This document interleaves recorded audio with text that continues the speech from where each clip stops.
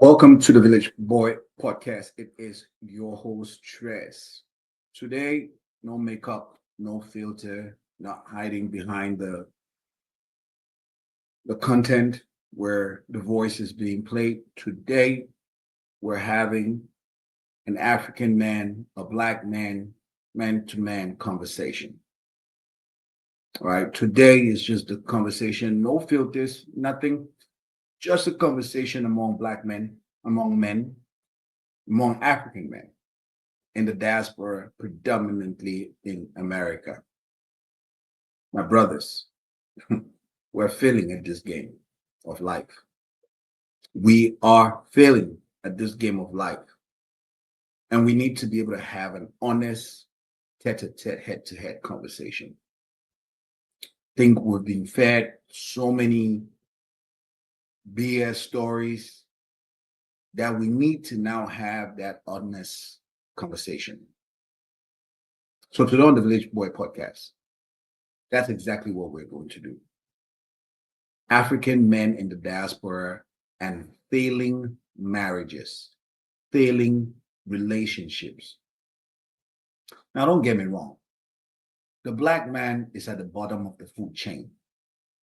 Now, don't think about the 1 or 2% that are excelling in entertainment, in sports, or in politics, and think that that's reflective of the black man. The black man's income is somewhere around $55,000 a year. My brothers and my sisters, those of us who came from Africa, hear me and hear me good. We are failing. We are failing. And we need to tell ourselves the honest truth.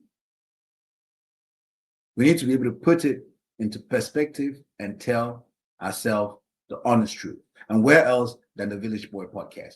And so if you're liking the Village Boy podcast so far, go ahead and click the like button.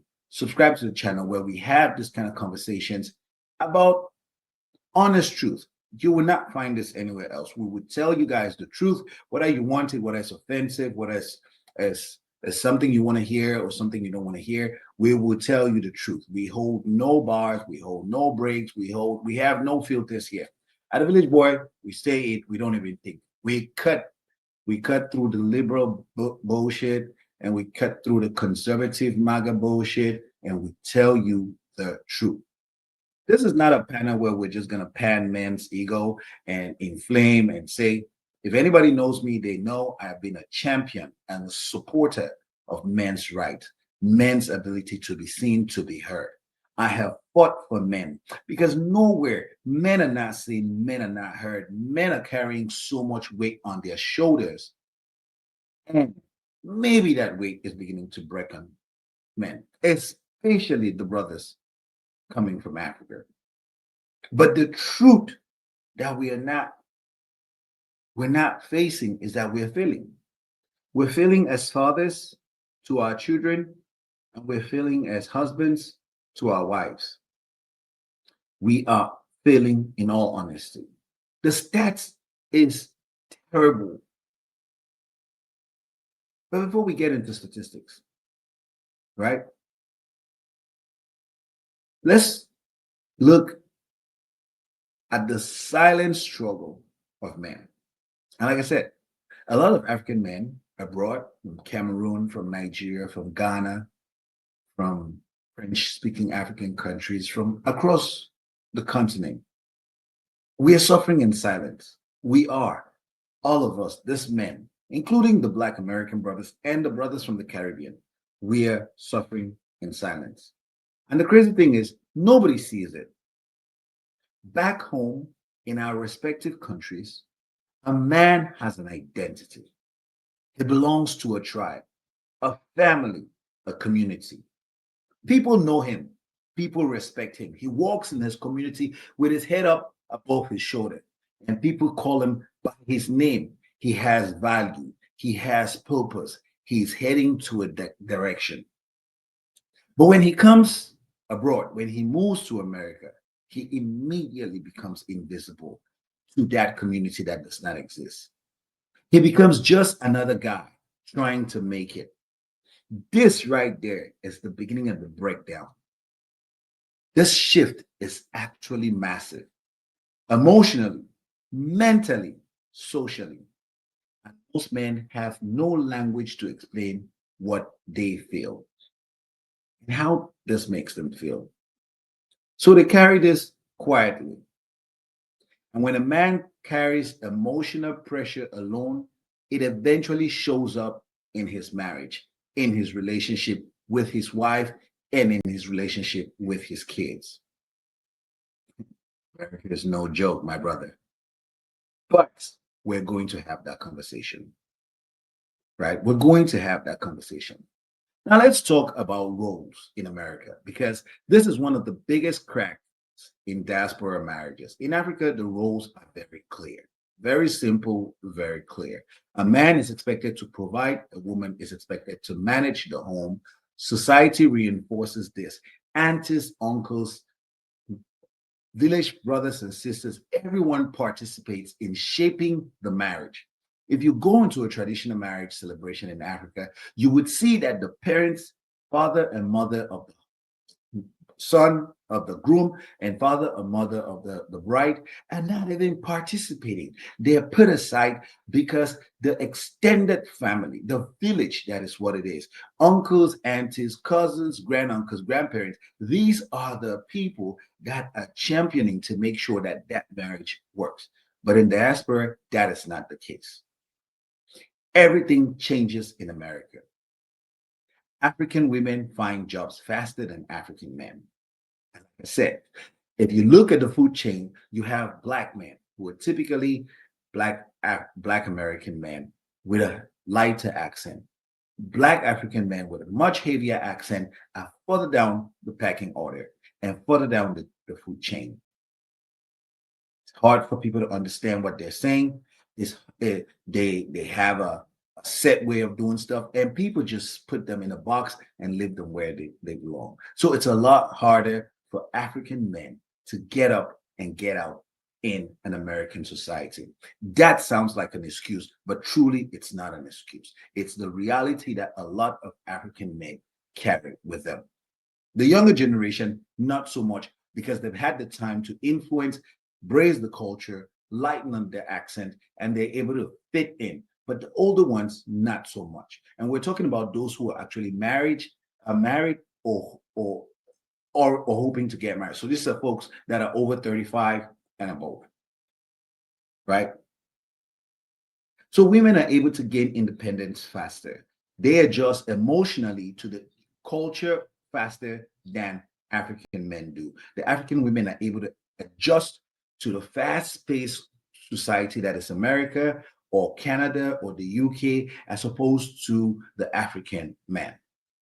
Now, you could brush this off at this point and say, whose fault is it? Whose this is this? Who is this that? But we're about to have an honest conversation. And there's no need to point, blame, or assign. Why are you not assigning to a culture? Why are you not assimilating? Why are you not doing this? So meanwhile, many African men are still holding on to traditional expectation, right? Not because they're stubborn, not because they're stubborn, but because that's the only model they know. Men generally are people that are set in their ways, and they try not to change and adapt to new environment. So African men have set in their ways and standard the value proposition that came with them as they came from Africa. But the society is different, and it requires them to change and adjust. And this is why conversations like this are very essential. And this is where African men are beginning to drop away from the African woman. So what happens when an African man and an African woman moves to America, for example? She grows, he feels threatened. She demands emotional availability, he responds with silence. She wants partnership, he wants structure. Personally, when I came to America, when I heard partnership, I couldn't understand what does it mean by partnership. I mean, You meet a white person and he says, my partner. And I was like, what does that even mean? Why can't you just say my girlfriend or my wife? So, because I knew that liberals were all written by agenda, and most of the people that usually say partner were liberal Democrats. And I always just said they're selling some kind of inclusivity agenda to say partners. So when somebody says partner, you don't know if they're dating a man. Not that it matters. You don't know if they're married to a man. You don't know if they're married to whatever, to I don't know, a tree or whatever. So a partner was just anything, anyone. And it doesn't define the gender or the type of relationship that that person was in. And so when somebody says, when you go to work and somebody says, my partner is not ready to have a child, in America, that could mean so many different things. That does not mean a woman does not want to have a child. That does not mean a girlfriend does not want to have a child. That could mean a man does not want to have a child. That could mean somebody with no gender does not want to have a child. So I was very confused. Of course, as an African man, that created the confusion and perspective in my head. I was like, I have never been able to reconcile this word partnership with anything. But over the years, as I matured and, of course, assimilated into the culture, I began to understand that partnership actually meant a bit, somebody that was, it seemed like a business, a partnership, somebody that we shared something in common, not a servant, not a maid, not somebody that was meant to work for me, right? Somebody that's we're supposed to work together.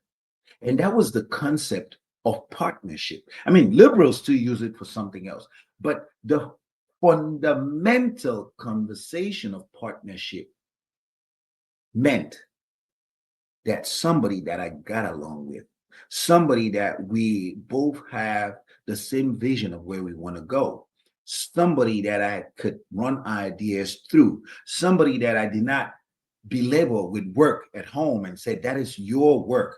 This is, you need to take care of the kids. I will provide, I will work, and I want to come back to this organization that you are in charge of. That's really not a partnership. And I began to understand the importance of the word partnership. Now, I'm still not going to use partnership because of the way liberals have decided to use the word partnership. But I understand that your partner in your wife in the Western world has to be a partnership. You have to be able to see your wife as a partner so that that relationship works within the context of the Western world. Now you're no longer in Africa. So it's difficult to then implement African values in a society that does not recognize or know what African values are. This is one of the mistakes that African men have made and continue to make that has resulted in our relationships failing and falling apart. So the two of them are evolving. The woman wanting to grow, he feels threatened. The two of them, the man and the woman, are evolving at different speeds in different directions. And that particular mismatch becomes a conflict that nobody created. Nobody cheated. Nobody's irresponsible with money. We just want different things. She's hungry for growth. And most African women have been caged so much in Africa that when they come into a society that offers them freedom and liberation, they want to take it running and cherish the value of promoting women and relegating men. But men come from a place where they've always been in power and they want to stay in power, but they want to stay in managed power. Sounds like autocratic, autocratic rule, but that's really not it. And so while the woman is going at 100 miles an hour, the man is coming there at 40 miles an hour, feeling like he has things under control, but he truly doesn't have anything under control. And you see both of them going at different speeds, going at different directions, and that right there is a mismatch. The money problem nobody wants to talk about. There's a myth that money is just money, but abroad, money is different. Money hits different. Bills are relentless. They come at you from every angle. You get a paycheck and bills and bills and bills and bills and bills. The society is built that way. The society is built to drain you, to work you as a slave, so you keep paying bills. There's never a day you can pay off your house, but you're going to pay bills. You're going to pay taxes. You're going to never stop. There's no break. It's continuous work. And it's the culture and the fabric of this country. You either like it or you don't like it. If you don't like it, you can leave. If you like it, you must accept that you are a donkey and you have to work till you fall down and die. That's the reality of America. There are no other options unless you become a millionaire. And even the billionaires, Warren Buffett just retired at about 96 years old. That man worked to 96 years old. Do you know any Africans, any even Europeans that work to 96 years old? Rare, hard. Asians don't work that long. They take a break. They live life. They enjoy. That's not America. In America, you will work until your memory erases everything you've learned. You've had dementia. It wipes out. They lock you up in an elderly home. Somebody has to take care of you. And that's America. But nobody tells you these things when you're leaving Africa to get to America. Debt is normal in America. Rent is terrifying. Inflation punches you in the throat every month. A man who was comfortable back home suddenly starts from zero.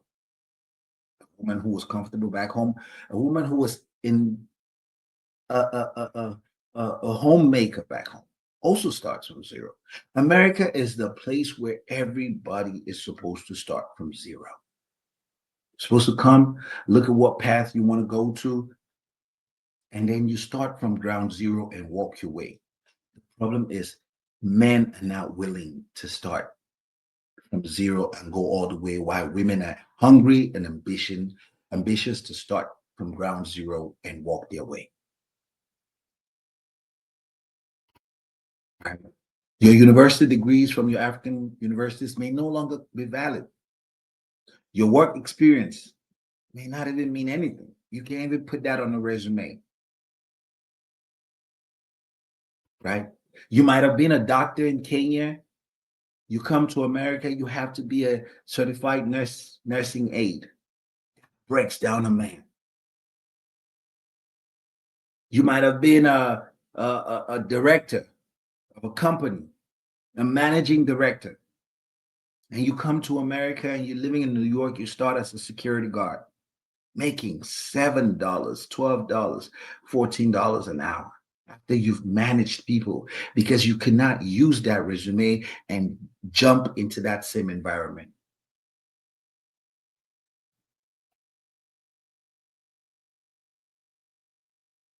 What happens?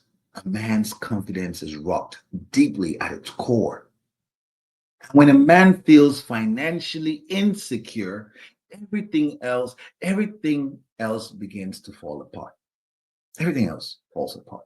When a man feels financially insecure, because his new society does not see him, does not take him into consideration. Plenty of men have to dig down deep and go in there and get it. And the West is just going to brand this toxic masculinity. What does that happen? When they say toxic masculinity, that further pushes the man down the pecking order, because he can't even express himself. He can't even express his frustrations. Yet, many diaspora marriages are not failing because the man is irresponsible. Many men want to have happy marriages. They want to be known by the marriage that they have. They're failing because the economic pressure crushes the relationship before the couple even realizes what happens. Communication. A lot of African marriages are failing and suffocating because of this economic pressure. Crushes the relationship before the couple, both of them, even realizes that this is what just happened. Communication breakdown, a bigger thing, emotional shutdown. African men were not raised to talk about feelings. If you know any African man that is just feelings happy, this is an LGBT man. An African man who's heterosexual was never raised to express his feelings, to display his feelings, to be in touch with the feelings. It has come, that man who is now a man has grown through that level. And like I said, instead of understanding the African culture, the Westerner is just going to come in here and label it toxic masculinity and give it a negative connotation instead of trying to understand and figure out avenues where we can work with the men from these places and say, how can we make your marriages work? They branded a negative name, create a negative atmosphere around it, and they expect the man to then open up and be more expressive. The reason why African men don't go to your therapy sessions, your feel good sessions, all of this Western BS ideologies, the reason why African men don't subscribe to this, it's not because the African man does not need help, it's because they're not tailored for the African man. It's not valuing his culture. It's not valuing his system, his ecosystem. It doesn't take those factors into consideration.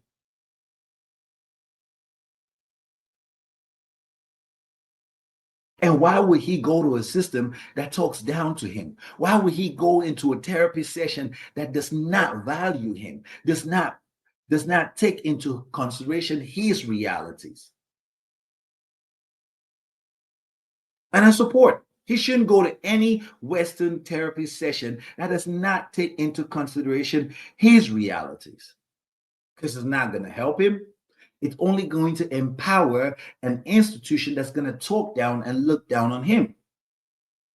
Should African men go to therapy? Yes, but one that takes into account his reality, his perspective, his culture, his value system.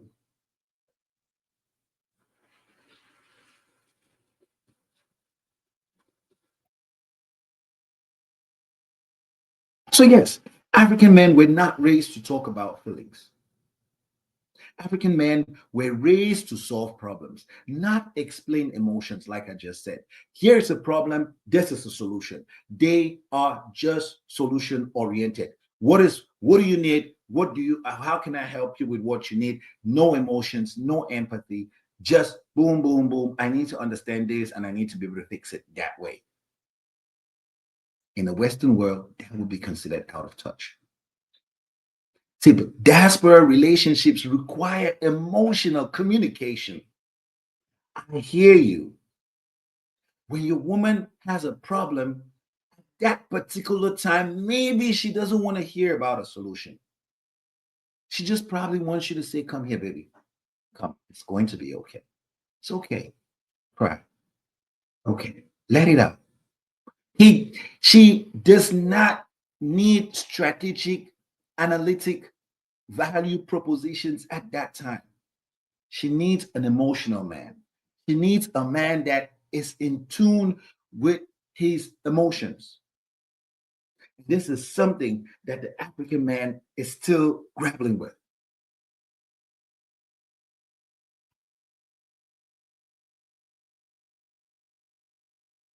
When a woman is in touch with her emotional side and going through facing a challenge, she needs to be vulnerable in front of a vulnerable man. That does not express weakness. You don't have to cry. You can hold her hands. You could bring the tissues, but you should be vulnerable and be able to be empathic and understand what she's going through. Expression.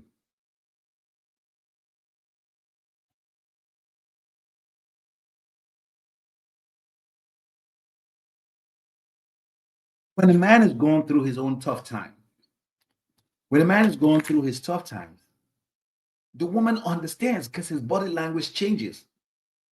And she's like, talk to me. Talk to me, baby. Talk to me. What is going on? Come talk to me. But the man is hearing that you're failing. He's failing, right? His ego kicks in. The woman says, share what you're going through with me. The man says, the man hears, I look weak if I share what I'm going through. He shuts down. He doesn't open up. The woman feels neglected. He becomes distant to his own wife. She becomes frustrated. The silence, both silence becomes a wall. Bam, silence, bam, silent. Because they're speaking different languages from different parts of the world. Because the man is robust and the woman is emotional. And she's looking for that emotional communication. And an African man has not learned to express himself in an emotional way that at the same time does not make him come off as being weak. Because tell you the truth, women are not attracted to weak men, no matter what they tell you. And that's the confusion that men are struggling with. Where do I fall in this balance of life? Am I supposed to be just masculine, or am I supposed to express myself and still hold some sense of security, some sense of manhood that makes me feel whole? It's a lot easier to talk about this from a woman's perspective, but from a man's perspective, it's a battle.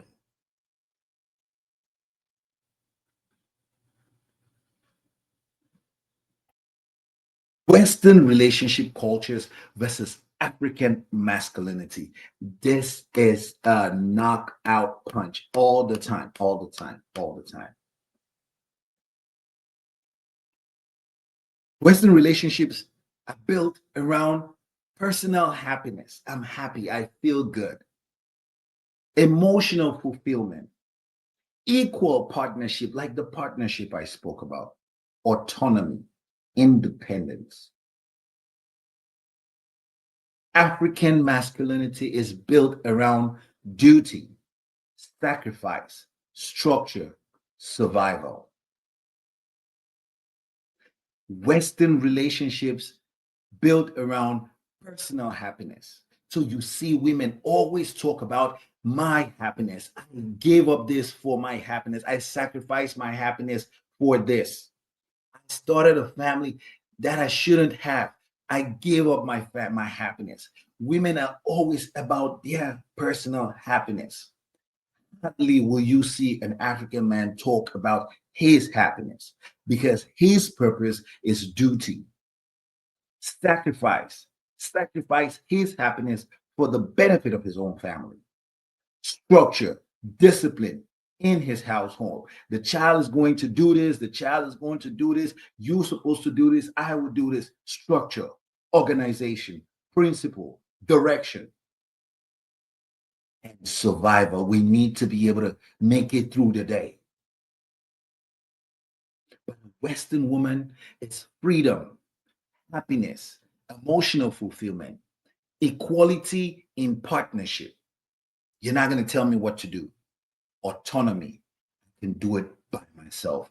I don't need you.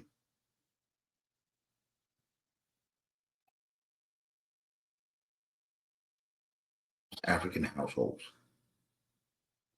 Women driving at 100 miles, going a different direction. Men coming in at 40 miles and just keeping the same tone, same pace, and they only head one direction. So two philosophies, two worldviews colliding in one household. What do you expect?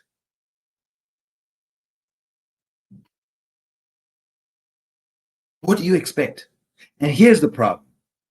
African men assume sacrifice equals love. African women abroad want communication, attention, emotional engagement. So when he thinks he's doing enough, she feels he's doing nothing. Right there, we have a problem. He's going to work. He's putting in 12 hours. He's coming in. He wants to get some rest. He wants to have some sex, make love to his wife. He has not been romantic all day. He has not checked up on her because he knows it's his wife, right? He doesn't know that emotional communication. Baby, how was your day? A little bit of flowers here and there. That emotional communication is what transcends back to her ability to want to make love with him. He doesn't know that. He understands that this is my wife. She's available for me. And when I come back after I had days of work, I eat, I want to go home, I want to go into my room, and I probably want to have some good sex with my wife.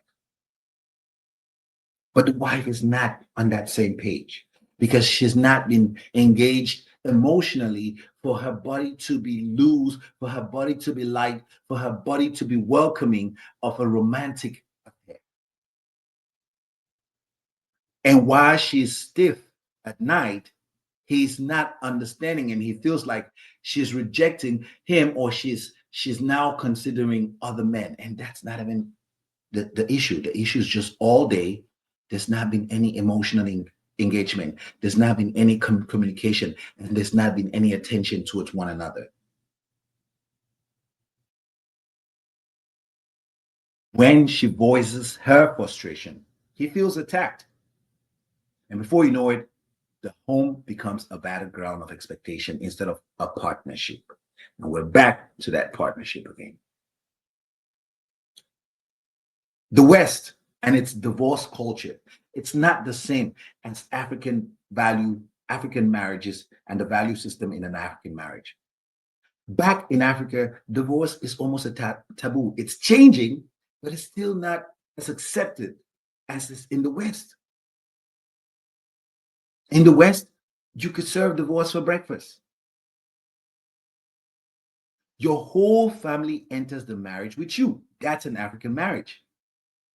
Even the neighbor down the streets, are all part of the marriage. There's social pressure to fix things. Try to make it work. Try to make it work. Try to get along. Have you done this? There's pressure coming from every angle to trying to make that marriage work, to endure, to stay the course. Because a marriage is for long term. But in the West, a marriage can be 24 hours.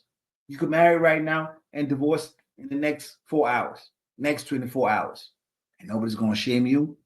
It's the culture in the West. Marriage is not a value system. It's a contract. You can break that contract whenever you want.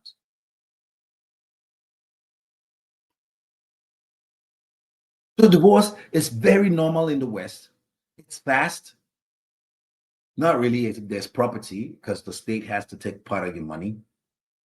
It's a business. Socially acceptable, legally supported. So many African men are shocked when their wives say, I'm done, I'm leaving, I want a divorce. That is the height of failure for an average African man. And the numbers don't lie. 82% of divorces in America are initiated by women across the board. Why? Every culture, Black, Hispanic, everything. Because by default, men do not really want to initiate divorce. Men believe when they go into a marriage, it's for the long term, permanent. But in the West, like I said, marriage is contractual, it's conditional. It's conditioned that certain factors are met. The woman is able to still maintain happiness. And in most of the case, you are the guarantor of the happiness, or she's supposed to have her own happiness independent of you. Her autonomy must be guaranteed. This and that, her personal happiness is what comes first, not the value system of the marriage, not the happiness of the family or the marriage. You can be unhappy and she's happy, and that marriage will be good. That's a Western marriage. It's a contract. This gap in expectation creates fear and insecurity that pushes the relationships even closer to collapse.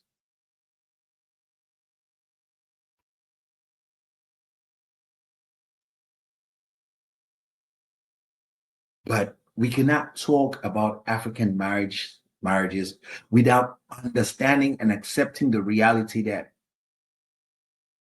many diasporan marriages began as survival partnerships.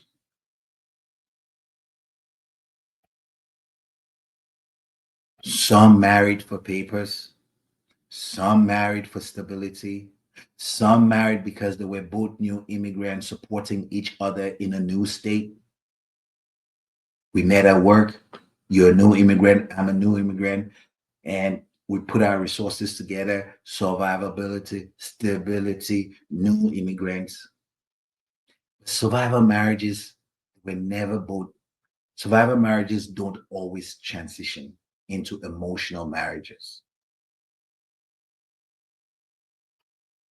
Once the survivor season ends, the cracks begin to show. So while we're surviving, if one person has gone to school and bends themselves off, and they're no longer in a survivor mood, the first thing that needs to go is that survivor marriage, because the other person no longer speaks your language.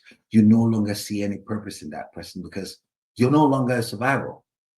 Now you're living fully. And if that person is unable to match your energy or live along the pace and speed of which you're living, that marriage is toast.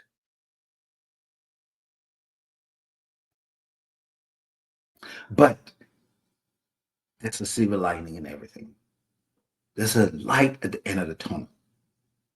We must talk about a way forward because as Black men, we are failing. We must accept that we cannot have an African operating system in a Western society. It's not compatible. We need to be able to do control, alt, delete, and upgrade our operating systems. We can have a balance, but we must be able to meet our women somewhere, somehow. Because these women are leaving us and running at a pace of 100 miles an hour. And we're not able to keep up.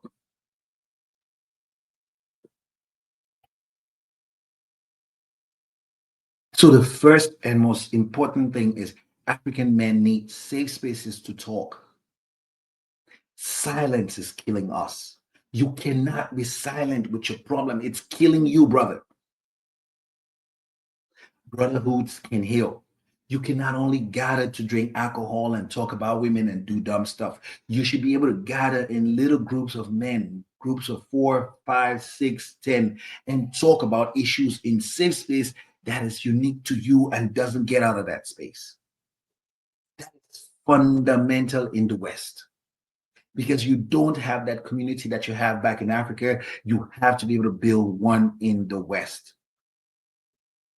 You cannot drink off your problems. You cannot dance off your problems. You cannot side cheek your problems away. You cannot have all these women scattered around and think that that would solve your problems at home.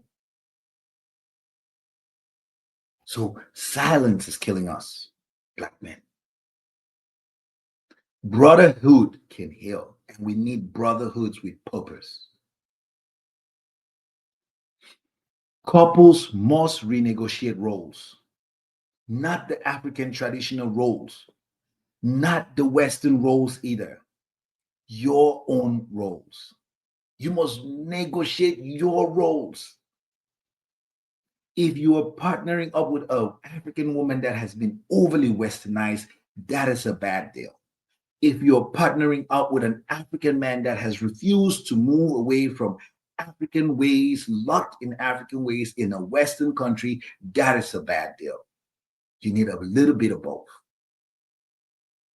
African men need emotional education, not weakness, but intelligence to understand when strategic, purposeful solutions are needed and when an emotional man, vulnerable man is needed.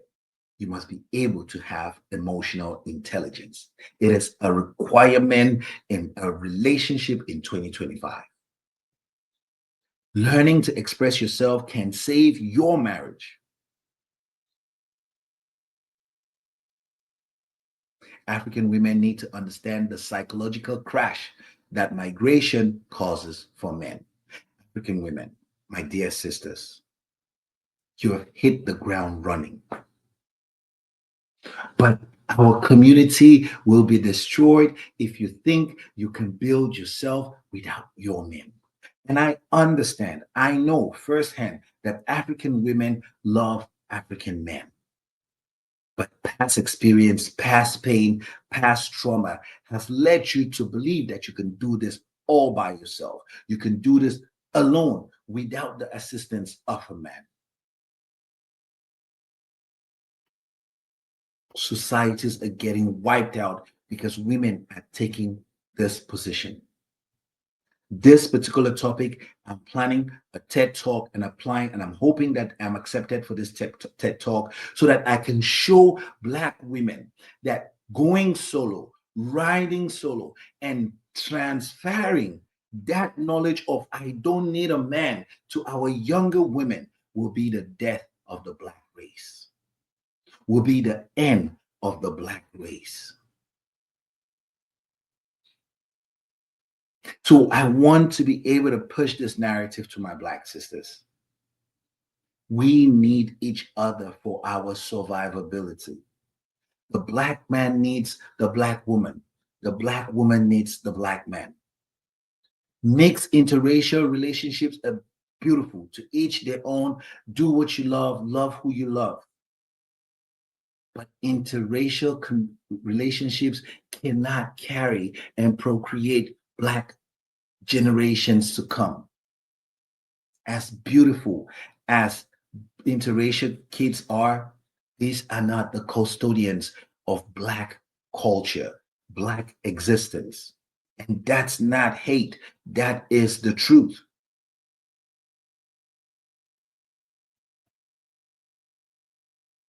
So Black women African women must understand the difficult situation Black men, African men find themselves after having migrated to a new country. Do not excuse bad behavior, but understand the root cause of the behavior. In 2025, African men must understand that provision alone is not enough abroad. Because a woman can do that by herself. A woman can tell you, I don't need you. I can work, I can go to school, I can make twice your income. And I am safer because I'm going to have better jobs that you don't even have access to. So you cannot use provision as a tool to think that that locks you in. Emotional absence is now seen as abandonment. You cannot be emotionally unavailable to your wife. And Black African men do this a lot. You want to work hard, and I'm providing and protecting, but you're not emotionally available. You cannot make time for a date. You cannot make time to go out with your wife. You cannot make time to talk to your wife to understand her pains, what she's doing at work, what she's going on, how you can be of value. You're not even present in your child's life. No people work as hard as Africans, both the man and the woman. The children are basically almost raising themselves up. And some of you are raising fantastic children, but you're not there because you're working. Emotional absence is sin in 2025 as abandonment. So you cannot use provision and protection as measuring rods to say, this is my value proposition, this is what I do. No, you have to be present. You have to be involved in your family. You have to be silent and listen. You have to be seen. Sometimes your kids will say you're here, but you are present physically, but you're not emotionally here. You're emotionally unavailable to your wife and to your kids. Both sides, the man and the woman, must unlearn old models, old operating systems that no longer work. you are no longer in Africa. And the chances of you returning to Africa is very low. Most of us are going to die and be buried here. Our children are going to grow and have grandkids. This is it. The West is it. Until maybe if Africa gets its shit together. But because it's not looking like very likely, this is it. And so you're not in Africa. You cannot uproot everything about Africa, as beautiful as that culture is, and impose that and refuse to adapt to your new reality. You are not in a traditional village, and you are not in a Hollywood romance movie. You are two immigrants trying to build stability in a foreign land. Build your system. Build something that works for you. That model might be good enough where people might end up copying that model. It has to work for you. You cannot carry over old models that no longer work and hang on it and destroy your man. I'm the man. I'm the head of the family. This is what I say is the only thing that's going to happen. I'm the woman. I'm independent. I'm a feminist. I'm independent. I'm strong. I'm financially free. I need my happiness. I could do it by myself. I will break this marriage. This needs to stop. We are going to self-destroy each other. Look at what is happening in Italy. Look at what is happening in South Korea. Look at what is happening in Japan. When women lose trust in their men, population takes a nosedive. When younger women embrace that philosophy, civilizations are wiped out. We must be very careful with what we're doing right now. We're playing with fire at the cusp of fire. We're playing with fire. And like I said, I'm applying for a TED Talk on this topic because Black women need to hear this. Because they're the ones driving this narrative of I don't need a Black man. I don't need a man. I could do it by myself. I'm just waiting for the TED Talk to get back at me and say, yes, you've been approved. Let's have this conversation. Because in 30 years, we may not have, we're already the third minority in America. You have whites, you have Hispanics, you have Blacks. And Indians are knocking the door closely. They have 1 billion people. They don't have our problems. Their women are not running away and saying that they don't want Indian men no more. Our women are doing it. And maybe it's justified because our men are not living up to the expectations. Our men are not pushing themselves to be better. We are not pushing ourselves to be better. Our ego has held us back. If we're told the truth, we bust off in flames. Nobody can tell you what to do. African men, we are failing. And we need to do better. We need to work with our women. It's your host, Tres, for the Village Boy Podcast. Good night and good luck.